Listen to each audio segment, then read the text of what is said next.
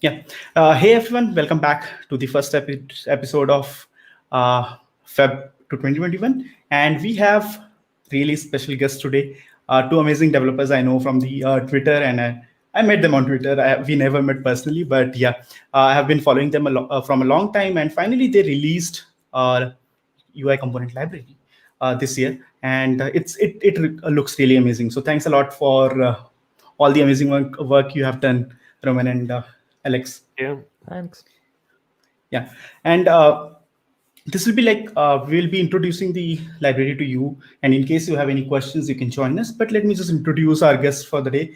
So Alex, who is an Google developer expert for Angular, and he also works with Roman, who is an open source contributor as well as the core team member of Taiga UI, and they both have been working together at Tinkoff, which is like first digital bank of Russia, if I'm not wrong.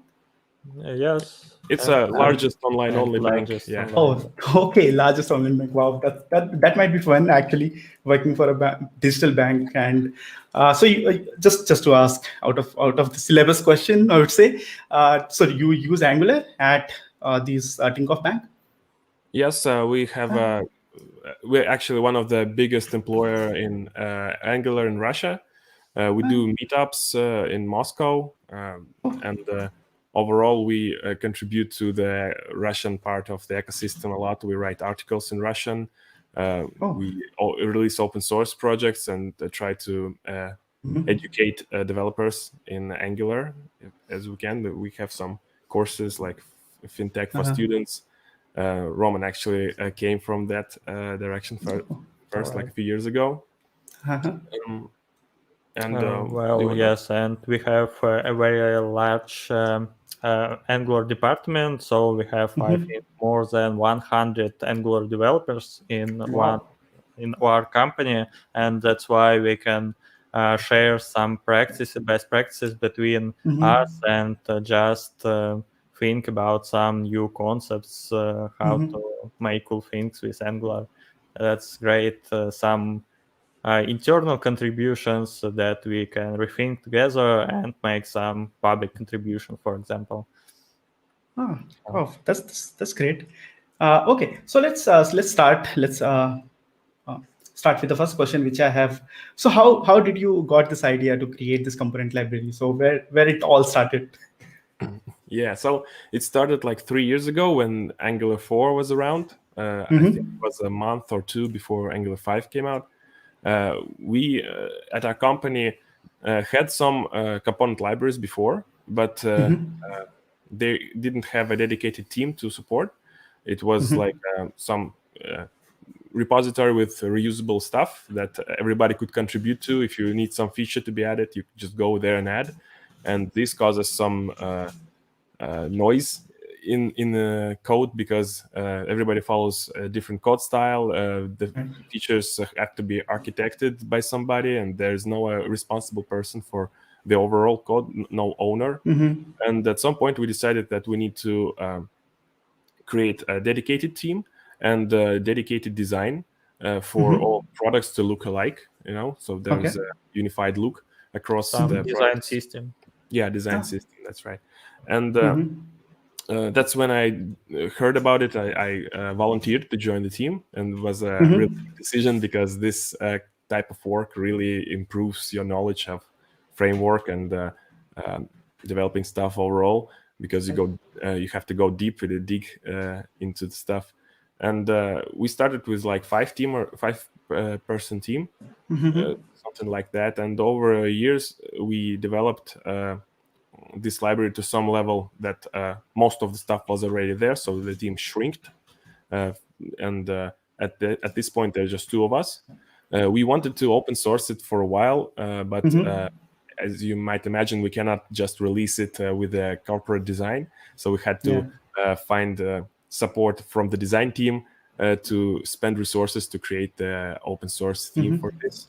And so we had like one version for like a year and a half. Then we came to some point that we thought this is like ready for the first major version, and we were hoping to release that as open source, but we didn't have the resources to do that.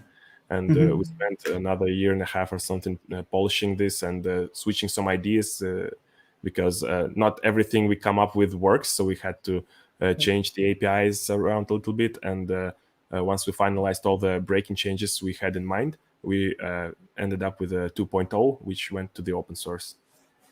Ah, cool. I mean, of course, from if you are working on component library from 3 years, lot of things have changed, right? Angular 4, and now we have Angular 11. So, how you are actually able to dedicate the time? So, was your company ready to give that much time to you, or it was like you did it in your free time? No, it's actually our main work at a Ah, company. okay. That's all we do, basically, develop this library because like tens or like dozens of different projects, internal and external, depend on it. Ah, And okay. we have we spend a lot of time consulting people who have questions on how to do things in with this library, and new features are still being added, even though there's a lot there already. For example, the interactive table is the next big thing we're working on right now. It's a very anticipated feature in our company, and I Ah, believe in community as well. So this is something coming in a couple of weeks, and after that, we hope to build some roadmap for features that we plan to introduce. So this is mostly what we do. We do some help to other projects from time to time, like when we are pulled to spend some time with the project to help them develop something. But mostly, it's just libraries are 100% okay. task. Ah, that's nice. So you have the same components across the organization, and everyone uses the same thing. Yes, and this open source is what we are using at our company as well. It's just have a different CSS design on top. So right now we still have the internal packages to move to the 2.0 version. Roman finished the transition for the package, but no projects have moved there yet. But this is something that we plan to do soon. So basically, that open source is what we are using. Ah, that's nice. So, I mean, another question related to the same thing. I mean, how you are planning to actually manage both? Like, there might be some, let's say, community requirement. Let's say they say, okay, this is a new feature which is needed, and in your organization, that your organization says, okay, this is something which we don't need right now. So, how you are planning to actually tackle this issue? Of course, we would have to prioritize the corporate features that we need, but open source is not just our work; it's our passion as well. As you mentioned, Roman is a big open source contributor, and I Hi. try to do that too. We have our personal projects like web APIs for Yeah. Angular, when we create libraries to access native APIs in Angular way. So this is something we do in our free time as well, and you can expect us to come to GitHub and answer on the discussions and issues even on the weekends. It's something that we love doing. It's not something that we have to do. So I think we can manage to spend some additional resources of ours to work on those features. Yeah, there is a good example. For example, we don't need some internationalization for our packages in our work, in our company, because we work in Russia and all our components just have Russian text. But anyway, we spent some time to close some issues about internationalization and customization of our library for this public space for international community to let people use our library in different contexts. And yeah, there are many things to do, but anyway, we want to improve this part of our library, and it's important for us. Yeah, because the customization is something we need to develop further, because right now it's developed to the level that we can have open source theme and then we can override it with our proprietary theme. But there are a lot of things to consider when the broad usage of the library is there. So we have one person on GitHub actively participating in discussion who wants to bring Taiga to his project. So try to find what we are missing in terms of customization and introduce those features. We added a customization section to the demo portal that wasn't there before, like maybe a week ago. And there you could take a look at how you can change the appearance of components and fonts, colors, and things like that. So this is something we try to develop at the moment as well. Wow, that's cool. Okay, so let's move on to the next question. So I have heard that there are more than 100 components. So what are the components you have included? I mean, is there any different component which is not available anywhere? Is that something which you have? I'm sorry, I didn't really get No, the no, I question. said, sorry. I heard that there are more than 100 components, if I'm not wrong, right? Yeah. Yeah, there- So is there any component which is not available as part of any other library, and you have those components? unique, if you have something unique. Yeah. People expressed excitement over date time input, where you could use a date picker to pick a date or enter it to the keyboard and then add time as well. I suppose this is something that is not often included in libraries. Right. Well, it's not like we have something really special, but the library itself is very flexible in terms of customization.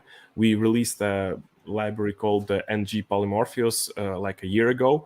This came out from the development of this UI library.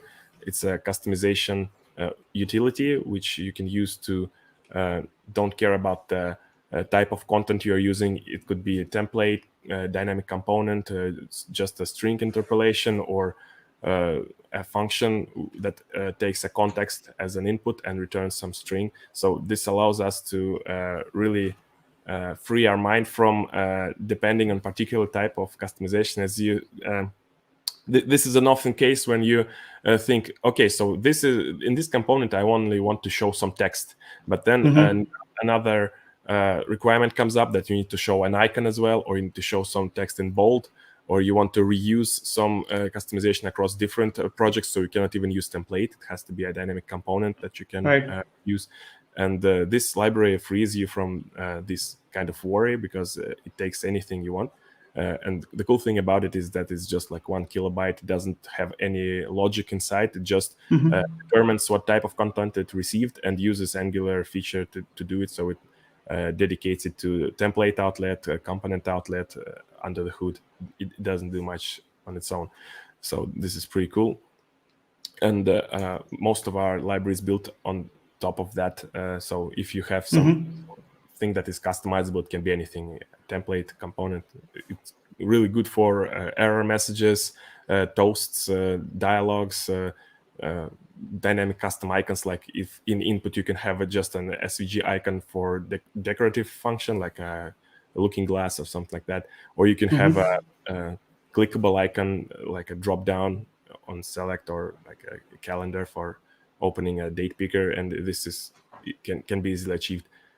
So the flexibility, I think, is one of the biggest selling point of the library, not that it has some unique components. I saw a comment you brought on the screen that the charts look cool. This is what we have in mind. We want to develop this library with the core packages like it is now, and some add-ons that add on top. They are dedicated to some feature like charts, or there's an add-on table that I'm working on right now that I've mentioned, and there are other add-ons. So this is something that we want to expand upon, and what we want to do is to try to make it dependency free. I think the only dependencies there is a text mask that we use internally. Right now it's a little bit dated, so we have to maybe migrate to something else, but it's an internal implementation and it doesn't affect users. So it wouldn't be a breaking change if we change that. Okay, that's cool. Okay, so let's move on to our next question, which we have. So I think you also have a CDK as part of this toolkit. Yes. So my question is how it is different from Angular CDK. What unique is there? So at first, when we started, there was no Material CDK. It came out with Angular 5, I believe. Yeah. And at that point, we actually didn't have the layers that we have now. It was one big library. But then we decided that we need to break it into sections. And this is how it came out. There are layered packages. First is the CDK. It's the lowest level one. It doesn't know anything about the design. It has only utility pipes, directives, things like that. There's a core package, which has the main components like a drop-down, the text field, the button, checkbox. And this is where design comes up. There are some global styles, which we hopefully would try to maybe get rid of at 3.0, so we don't have to include any global styles. And there's a theme there. And in Kit, this is the meat of the library where most of the components are. So every next layer builds upon the previous one. And Roman, can you tell about the second entry points that we use there? All right, yeah. So we have an interesting concept in this entry point stuff, because so we had primary entry points for every our package, but one day we researched about this topic and decided that secondary entry points can give us some flexibility and more traceable packages, and that's why we started to think how can we have our IP with primary entry points, for example, to import from Taiga UI CDK and combine it with secondary entry points. And that's why we have an interesting structure right now. We have a primary entry point that export from secondary entry points of the next level, for example, components, directive pipes, and something like that. And each in components folder, we have a secondary entry point that is actually a primary entry point for each component. And this thing allows you to import from Taiga UI CDK or from Taiga UI CDK / components or core / components. And for example, Taiga UI core / components / button. But it's yeah, but you don't have to think about that, because the cool thing is that the top level entry point provides the same tree shakeability as the secondary entry point, because of that thing that Roman explained. So we just import it from the top level, and nothing that you don't use will get into your bundle. Well, and your question was about difference between our CDK library and material CDK library, and I can say that if I remember it right, we don't have some similar entities, so that's why we just have some set of tools that can be helpful for you to use Angular in your project, and that's why there is no problems to use both material CDK and our CDK in one project, and just use some entities from both of them. And there's a pretty cool decorator called TUI Pure that I cannot imagine working without anymore. It marks methods as pure, so they do not recalculate if the arguments are the same, pretty much like the pure pipe in Angular, but you can put it any method inside your class. And I'm a big declarative programming fan, and I always try to not introduce any manual states. So if something can be calculated from inputs of component, I never store it as a state. I always do getters, things like that. And with that optimization, you can expect that it's not a performance bottleneck. It's not recalculated if another change detection cycle comes in. There's a lot of really helpful tools there. It's hard to introduce everything because there's like very many helpful directives. We have a video on GitHub, tried to fill it in, but didn't have time. And then we have the demo portal, which shows all the stuff. It doesn't show the low-level directives mostly, but we hope to put them there at some point as well. That's cool. So if anyone is listening and want to go ahead and make your first open source contribution, so Alex just gave you an idea of what you have to do. So just go through the code base and just try to document them. Yeah, actually, have the thing in mind that we have a lot of issues internally that are related to the open source part. So I was hoping to take some time and move them to the GitHub, so they're all there available for everybody. There are some small issues that do not require any architectural knowledge of Taiga UI that people can take and maybe learn the internals while working on it. So like a good first issue, things like that. I will try to find some time to do this. Wow, I that would be see a great. question from your friend, Serkan Which one? Sipahi. This one? Yeah, how is that pronounced? Sorry. Yeah. You Yeah, pronounced it correctly. Right, cool. Will Taiga UI always be open source, or will it eventually split? It's already split. The enterprise part is kept in our internal repository, in our internal NPM. And what you see now is the open source, the community edition, and this would remain open source. And we maybe move some private packages to open source too, because we have some things that could also be helpful to open source community, not just to our company. But if you want to ask about some version of Taiga UI, that some paid version of Taiga UI with additional support, that we don't have any plans about it right now. So we just want to do some open source cool stuff and help people with no pay. Yeah, we are paid to develop this already. You can pay our with a GitHub star in our GitHub repository. Yeah, that's good. So let's take 2 questions. I think Arumugan has a few questions. Yes, the first one is how long you guys spend for design architecture diagram for each components. We most of the components are already developed. If the table that I'm working on, it's not like I spend time on design architecture diagram. I mostly spend time staring at the screen and trying to figure out how to do this well. So we try to follow I don't know if there's a saying like that in English, like you measure 7 times and you cut once. Like you have to think this through before you do stuff. So we try not to rush things.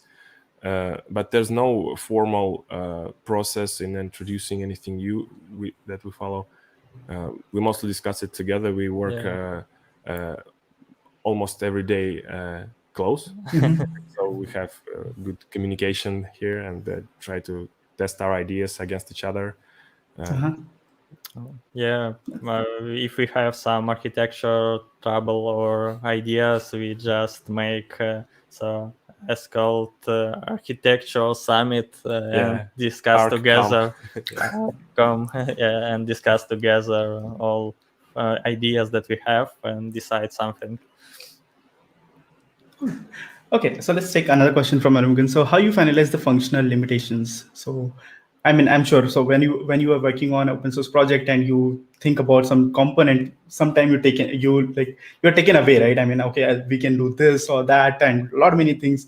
So how you decide, okay, I just want to include this many things into this particular component and not a lot of things. So what we try to do is to make this thing as low level as we can without suffering from being too heavy on the API, which I think is a problem with material sometimes. We try to make every component in 2 particular ways. I've written an article about this. First, it has to not care about the data model that it works with. So we try to use generics as much as possible. And second is it doesn't have to, it should work with any appearance that it, so that's when polymorphism comes in, like I discussed before. So when we compose some component, we try to make it data model agnostic as well as design agnostic, so it doesn't care how it looks like. We bundle the logic in, like the focus traps for dialogues or keyboard navigation for drop downs, but overall we try to limit a user as little as possible in terms of what we can do. Yes, I can say my idea that we don't try to predict every use case of our component, but we just try to make it so for any context, just to let user choose what app he or she wants to make, and we allow to make it. Well, Oh, cool. So in case anyone is looking for the blog post, Alex has been writing a lot of blog posts on indep.dev. This is the link. You can just go ahead and find all the links which Alex has written. There are a lot of interesting reads. So go through it, and maybe in case you have any question, you can reach out to Alex. His Twitter handle is available in the description of the video.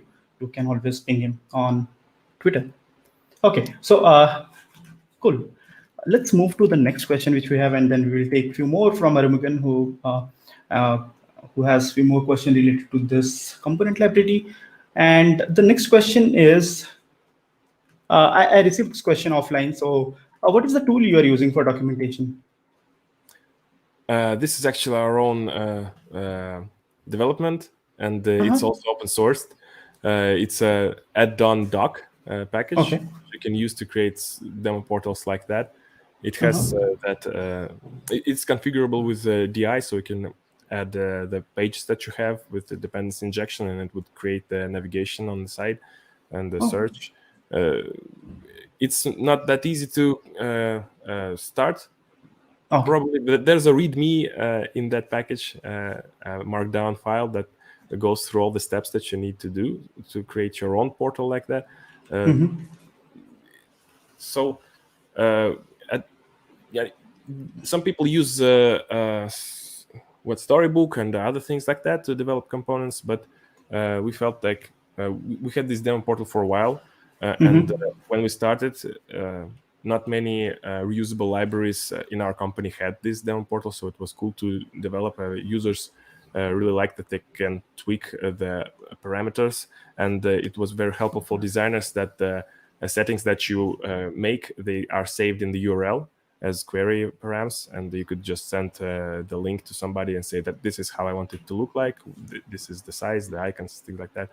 And we stick to that, and eventually we separated it into a package that you can use, because some other teams in our company wanted to create such page for their libraries as well. That's why we separated it, and it's available, so you can try it as well. Okay, which package is that you said? Yes, it's Taiga UI add-on doc. Okay, it's part of Taiga UI itself. Okay. Yes. Yeah, you can try to use it, and there are no not a big documentation, but anyway, if you have some problems or troubles, you can just write us, and we can help, and we can expand this documentation. Yeah, it's like written to the level that we need it, and if somebody needs more clarification, we can add it. That's cool. So this is the organization. You can just go ahead and find all the open source project which Taiga UI has, and you will be able to find the all the projects. Cool. Yeah, it's a traditional Angular workspace with a demo portal and a lot of libraries. And the organization is actually Tinkoff Credit Systems. It's our company, and there are like 90 different projects. Some of them are about Angular. They typically start with ng something. So we have a wrapper for DOM Purify to use as Angular sanitizer. We have event manager plugins that are actually included in Taiga UI. So you could, write, when you subscribe to an event like mouse down, you can write in the template mouse down dot prevent to call prevent default, or you can write a dot silent modifier, and the callback will be triggered outside of zone, so that would not trigger change detection. It's a pretty cool thing. I think I have an article on that on the link that you sent. So it's included in Taiga UI, and you don't have to install anything. It's a dependency on the CDK package. Also very tiny, like 1 kilobyte. Good. Okay, so there is another question from Arumugan. While we develop reusable components, consumers come with different requirements. So how you manage that? Maybe you already have something in roadmap, and then your client says, or internal client says, okay, we need this customization. I think I'll mostly answer that with the agnostic thing. So we try to not care about such Right. things. That's experience that came with time. So when we first created like a context menu, drop-down menu, we had a particular interface. It's typical that people start that. There's a text and some text there and on-click handler. And at some point, people start to add icons there, and you can add a field called icon. But then designers come and say the icons should be switchable to a different side, and your interface grows with flags and start to look like a United Nations summit. So that's when we came up with the idea to always use generics and then just provide people a way to work with their data with some handlers. Like if you want to disable element in the list, you don't have to have an interface with the disabled key. You can just provide a handler, a function that takes that element as an input and returns if it's disabled or not. So this way you can use generic and do not force anybody to use particular interface. And that's how we try to make it flexible in terms of data usage. This allows us to add features gradually without breaking changes and things like that. Okay, cool. So Lars has this question: do you use and support custom CSS properties by any chance? Yes, that's what we use, and we were using it like maybe for 2 years already, almost from the start. We had a polyfill for Internet Explorer. It's actually open source and it worked well for us. It's called CSS vars ponyfill, and we just recently dropped the Internet Explorer support because the user base was very low. And now we don't care about that. So in open source, we don't use that polyfill. Yeah, but we all use CSS custom properties very often. We all of our colors use it, and we start to introduce more variables as we develop the customization section, like I mentioned. So we have variables for height of inputs. We have variables for font that we use, for headings and for text. We have some border radius variables, things like that. We plan to expand on it depending on what is needed to customize the components. So I can say right now what are we going to use it for, but we already use them a lot. Good. Okay, so Serkan has again this question: how do you manage to convince your management to go open source? And do you have any open source policy internally? This is a really good thing for the company because it attracts a lot of good developers. You know that we developers, we try to stick together with knowledge and with experience. Right. This is very helpful to attract a qualification to the company, and this is called like IT brand something. And this is something that our company invests a lot into. Like I said, we run meetups and write articles. They are our management, they think it's a good thing to write articles, spend some time on that. And actually, most of our management were all for open source. Like I said, like in the beginning, the biggest problem was to find resources for the design, and we didn't have to convince anybody. We mostly just needed to find a spot where a designer that wants to contribute had some free time to try it. Yeah, and the design team had a space to invest time in that. And once we did that, we released it. Yeah, Oh, and that's good. moreover, there is some good some I don't know win-win situation for us because many people from community come and they come with their ideas, with very cool ideas, and they also find some bugs and quality of our library. They improve quality of our library with this, and yeah, it's cool, and we just have more. Yeah, we actually was very impressed with how well it was met at the start. A lot of people came and started to make pull requests that we didn't even expect. Like, with even small change is good because it improves overall thing. Yep. And it's really cool that people came and start contribute this quickly. Yeah, we have 16 contributors right now. It's Wow. very cool. Oh, that's good. That's awesome. And you also crossed 1,000 stars on GitHub, so that's really great. Yeah, Congratulations for that. Thank you. thanks. Yeah, cool. So let's move on to the next question, which we have. Uh, so I've already shared this, and yeah. So I'll take this one. Yeah. So Arumugan has this question: what's your advice for a beginner who started developing an reusable component in Angular? Hmm. They can read an article by Alex. Yeah, the one about agnostic components. That Uh-huh. this is the key in reusability. And like I mentioned, I'm a huge fan of declarative programming. Yep. I think one of my last articles on in depth was about that subject. And I have also an article about creating a reusable tree component. Those, um, Yeah, it demonstrates yeah, the approaches we try for to take. example. Yeah. So I've already shared the link of Alex blog, and I'll share the Roman one. I think it's also on indup.dev, right, Roman? Yes, yes. Ah, cool. So you can just go to indup.dev and you will be able to find all amazing articles there. Cool. So next question which I have is related to the performance. So how you are actually testing that your components, I mean, works better in all the browsers? Is there any performance test you are doing? We don't have the performance tests in general, but we we write unit tests, of course. But I think Okay. the best thing to test a library like that is screenshot testing. This is what we have internally for the proprietary theme, and I hope we will find some time to set it up on GitHub as well for the open source theme. It's better at spotting Yeah, issues. we have a cool setup with Cypress framework. It's a very cool tool, and we just have a script that goes across our demo portal, opens each page, and makes some screenshot of every our example.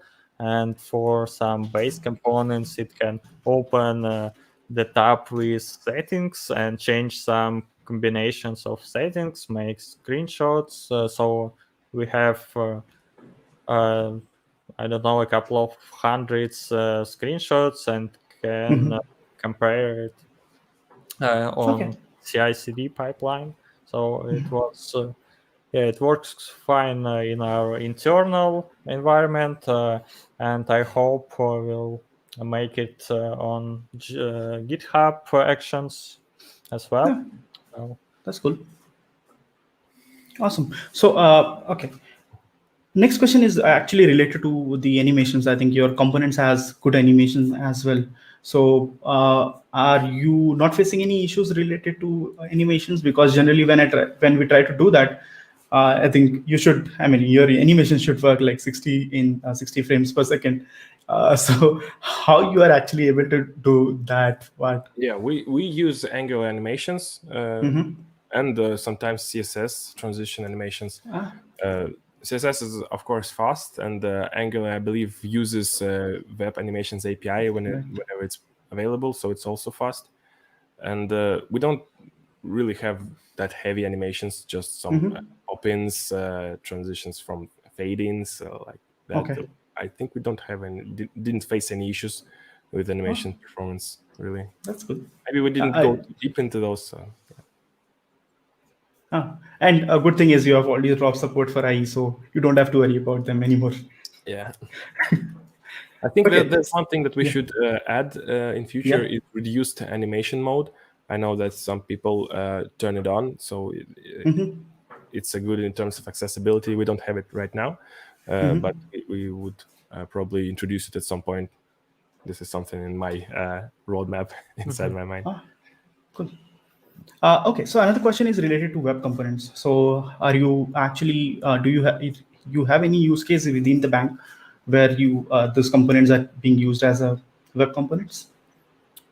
yes, we have, and there are several projects that compile some applications with our components, like as web component, and I know there are also some applications that compile a single component, for example, as web component, and use them somehow. I don't know for what reason, but it could be made. Yes, and Yeah, they spotted a few issues with that in was Shadow DOM. it was my first article for in depth about how to compile our internal library into web components. And yeah, I made it with Angular and it worked. So Okay. you can find it, but it's pretty old, I think. But some concepts can be reused right now. It's how to compile Angular component library into web components. I think Yeah, that's so technically the everything should work in Shadow DOM in native components. You could, if you spot any issues, you could create an issue on GitHub. This is something that we support and we use, like Roman said, but maybe not that extensively. So we might miss a few bugs here and there because it's not that widely spread. As well as server-side rendering, actually. So our components, they use DI tokens. We never access global objects directly, so they work with SSR. I used it in my personal projects that work with SSR, and some projects in the company use SSR as well. Traditional Angular Universal. I haven't tried with Scali, but I believe it's pretty much the same. So it yeah. also works with Ionic framework. Oh, We tried it.